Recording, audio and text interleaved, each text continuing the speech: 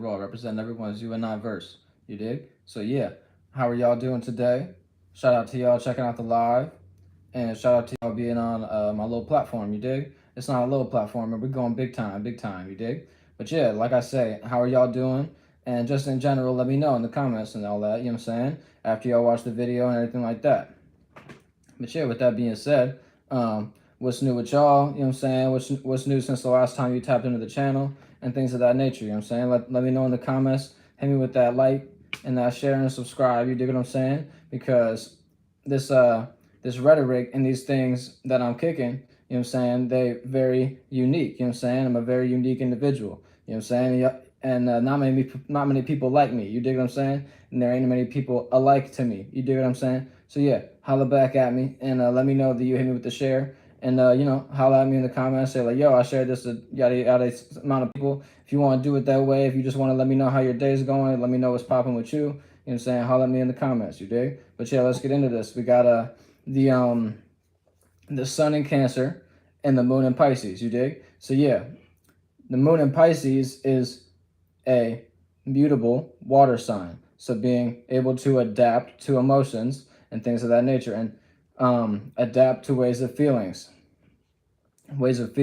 So with those adaptable ways of feeling, tends to be a dream and imagination. So it's like an imaginatory state whenever the moon is in Pisces. And then with the sun in Cancer, we have this initiating and creating new ways of feeling and initiating and creating those emotions. You do what I'm saying? So we're initiating a dream, initiating an illusion, initiating a nightmare. You know what I'm saying? Whichever type of the side of the scale you're on. Like if you're on the higher octave, then you're initiating creating the dream that you actually want to, you know what I'm saying, take part in. On the lower octave, you're trying to figure out your dream. You're still trying to catch up with what you were associated with and things of that nature. Whatever the moon is in Aquarius, you know what I'm saying? So keep in mind, this is a shedding period that we're going through right now with the, when we had the full moon in Capricorn just recently. You see what I'm saying? So with that being said, the full moon in Capricorn creates a shedding period after we have that event.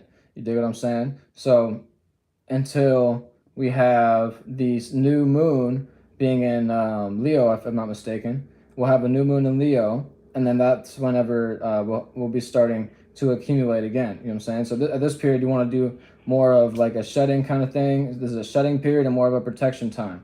So this is a time to protect what you've already attained and hold on to what you already got type thing. And this is a time to initiate that dream that you've been holding on to as well. You know what I'm saying? Initiate that emotion that you've been holding on to. You know what I'm saying? So you're also going to be shedding the last dream. And with that being said, this dream that you're experiencing with the moon in Pisces, or the nightmare that you're experiencing, or the illusion. You know what I'm saying? So some people may be in that illusionary state because they missed the past moon phases, and they're, you know, still feeling that full moon in Capricorn. They're like, dang, you know what I'm saying? I really got to recover type thing. You know what I'm saying? So that's just some insight for that. But yeah, to get back to the point, we're gonna break down the houses in this, and we also gonna let you know. I'm gonna let you know how you're being affected within your rising sign throughout this period of time whenever we have the moon in Pisces. The moon is at 0 degrees right now in Pisces, so we're just starting this. You know what I'm saying? So if I'm not mistaken, no, I'm not mistaken, because I got my watch on me. It is 150 where I'm at in the east coast of the Western Hemisphere. You know what I'm saying? On the east coast of America type thing. And with that being said, so we're gonna experience 2.5 days of the moon in Pisces. So with that being said, today, tomorrow until 2:00 p.m. and then the next day until 2:00 p.m. and then figure that half day. So we're gonna say another 12 hours. So that would be 2:00 a.m. in the morning. So if I'm not mistaken, today is the 6th where I'm at, you know what I'm saying? So I think on like the 9th or something like that, the moon's gonna move again, if I'm not mistaken. Or the 8th into the 9th, one of the two. You know what I'm saying? So with that being said, this is a time to initiate and create that dream, and also stick with what you've been dreaming about if it's actually benefiting you. You know what I'm saying? And you can actually utilize those protection spells kind of thing, and utilize your protection to hold on to what you got, like I'm saying.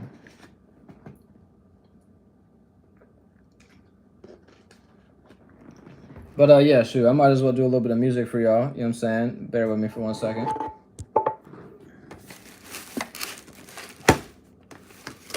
I just hit the store. That's why y'all hear the bag in the background. I hit the store, did me some washing, some clothes. Oh man, hold up, y'all. Man, shoot, it don't even matter. Yeah, it don't even matter. I'm not even gonna do no music right now because my laptop dead because I was making me a beat yesterday. You know what I'm saying? I'm gonna do me another musical next time. You know what I'm saying? But yeah, okay, to get into the houses. If you have Pisces in the first house, this is the time to have that personal affair, that personal dream, and execute that personal illusion that you've been in. You know what I'm saying? If that's the case. So, like, whatever you've been dreaming about, this is the time to initiate and create that. So, based on the first house being in Pisces, that would mean that this certain alignment with the Pisces is going to be the fifth house in Cancer. So, with that being said, due to you dealing with this personal affair and this personal dream, your expression is going to have an opportunity that's going to be created between your first house and your fifth house, a trine. So you're creating an opportunity to feel your personal expression. You know what I'm saying? So this is the time to enact that expression, and that with that Cancer in the fifth house. And then with the Aquarius rising, this will be Pisces in the second house. So they'll be having a valued dream. So they're valuing a dream right now. So the emotion that they're going through on the higher octave is you value the dream that you have and you're protecting, or you don't value the dream on the lower octave and you want to protect something different. So with that being said, you'd be in that illusionary state. So make sure you're valuing the right thing with the Aquarius rising. It's just that fatal attraction. So then with the Capricorn rising, this will be Pisces in the third house, and then this will be the environment. So in the environment, you're having this dream and you're adapting to the dream in the environment. You know what I'm saying? So that'll be on the higher octave. The environment's adapting to the dream that you had in the illusionary state, and that's being enacted right now, initiated. On the lower octave, in your environment, the dream is actually not being enacted. You know what I'm saying? And you have to be in this illusionary state, like, oh, is this actually happening for me, or do people realize what I got going on, this, that, and the third? And that's not a good space to be in for the Capricorn. So you're going to be seeing this opportunity because it'll be the sextile, right? Because the third house in Pisces and the first house in Capricorn, that's a sextile. So you're seeing the opportunity, creating a logic and practicality about the dream and illusion that you're in.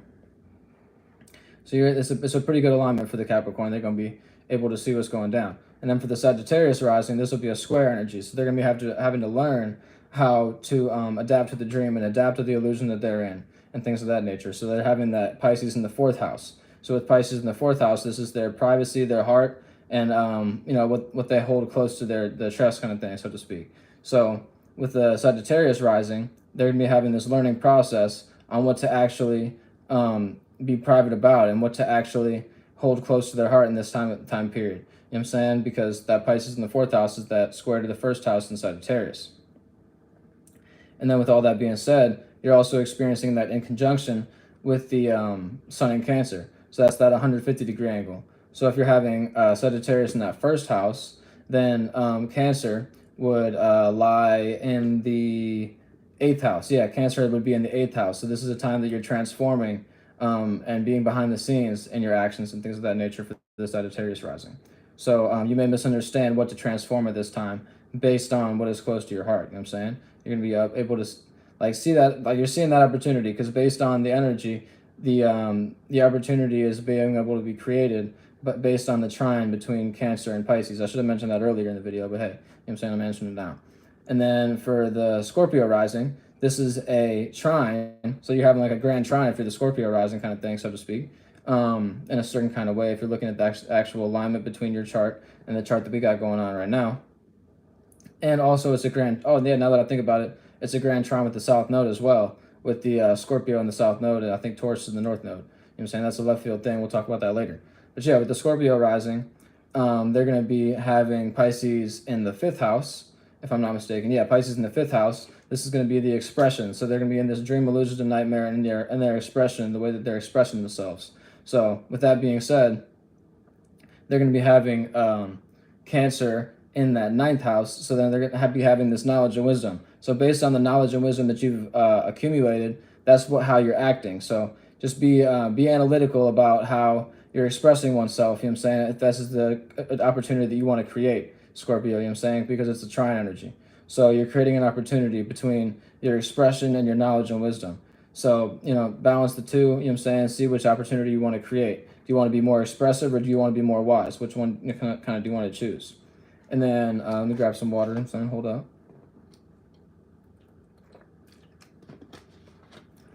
And then for the Libra rising, this is in conjunction, a 150-degree angle, a misunderstanding. So they're misunderstanding the dream, illusion, and nightmare that they are experiencing in their sixth house. So their routine and pattern is creating an illusion and nightmare or a dream. You know what I'm saying? On the higher octave, they're experiencing that dreamlike energy, like, oh, I never thought that actually people would relate with me. You know what I'm saying? I'd be able to relate with other people's pattern, this, that, and the third, and it'll enact my dream. But on the lower octave, you're in that illusionary state, and you're like, oh, are other people, thinking about what I got going on with my routine and pattern? You know what I'm saying? So it's that misunderstanding energy between you want to relate, but it's also like, do other people relate to your dream? That's where Libra and Pisces have that misunderstanding.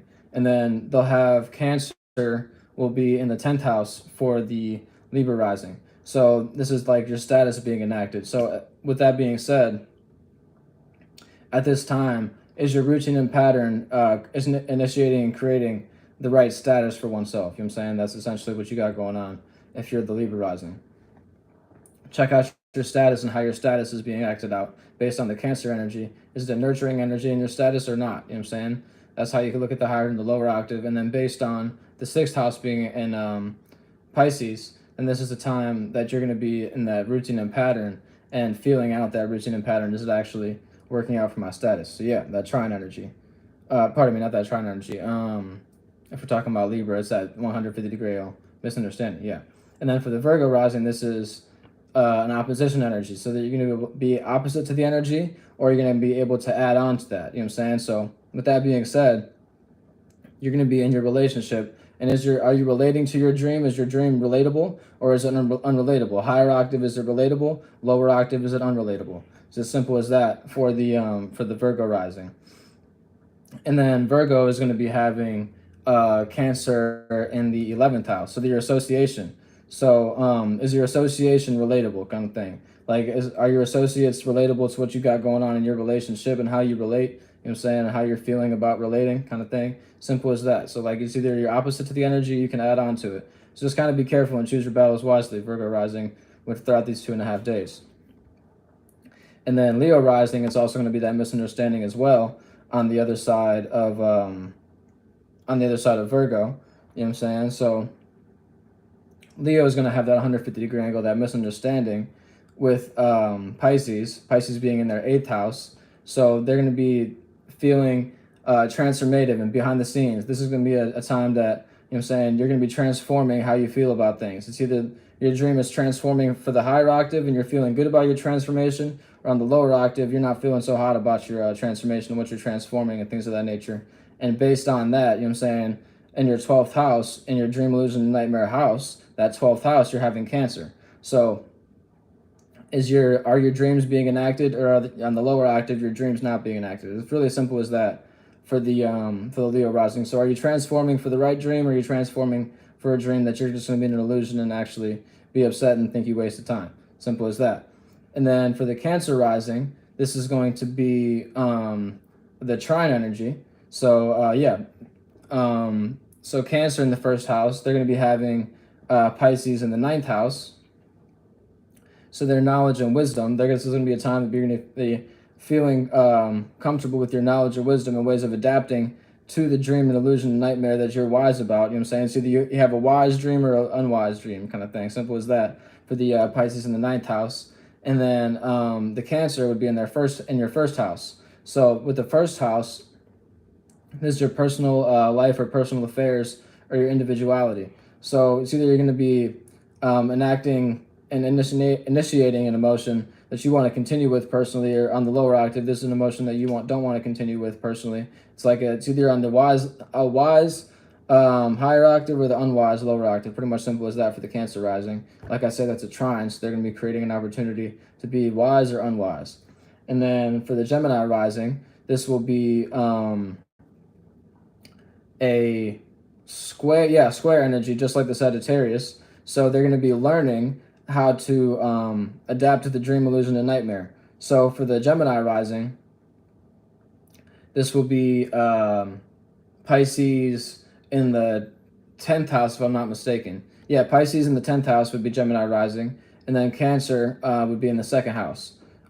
So, if I'm not mistaken, because you got Gemini in the 1st, and then Taurus would be in the 12th, and then the 11th would be Aries, and then the 10th would be Pisces. So yeah, this is a status and time of feeling comfortable with your status, or a dream and illusion and nightmare. Are like, is that a status that you want to actually feel comfortable with on the higher octave? This is a dream that you feel comfortable with, having a status like being associated with, or on the lower octave, is this a status that you don't want to be associated with, Gemini rising? So, and then, like I say, with the Cancer being in the 2nd house, this is going to be, do you value what action and dream, illusion, and nightmare that you're in? Do you value what emotional state that you're in on the higher octave? Do you not value the emotional state that you're in? That's the lower octave. So how to rectify that for the Gemini energy? It's about creating a mood and being more nurturing about what you value, and nurture what you actually value, and things of that nature. So with that being said, whenever you nurture what you value, you have a better status about what you're actually, playing out. So like I say, that's the square energy. So you're gonna be learning how to how to have a better status, and how to be in a better, like, how to imagine better, really. You know what I'm saying? You're learning how to imagine better, Gemini. It's pretty much simple as that. And with that being said, you're going to have a different value system based on how you're imagining in the 10th house. And then for the Taurus rising, for the Taurus rising, this will be, well, I'm thinking about how the actual thing plays out in my mind. I'm thinking too much about it right now. But yeah, the 11th house, Taurus will have Pisces in the 11th house. This is going to be their association and their dream, illusion, and nightmare that they're associated with. So are your associations on the higher octave, is this a dream that you want to be a part of? Or are the associations playing out a dream that you don't want to be a part of? Are you guilty by association? Like, pretty much, are you guilty by association for the benefit or for the non-benefit? You know what I'm saying? Simple as that. For the higher or lower octave, like your emotional state based on your associates. And then for the Cancer energy, this is a sextile for the it's a double sextile for the Taurus. So sextile, you're going to be able to see the opportunity by creating a logic about your association. And then with that being said, your 3rd house is where Cancer is at. So in your environment, you're going to be seeing the opportunity how to personally relate with the environment based on your association and how your associates relate to you. You know what I'm saying? Simple as that.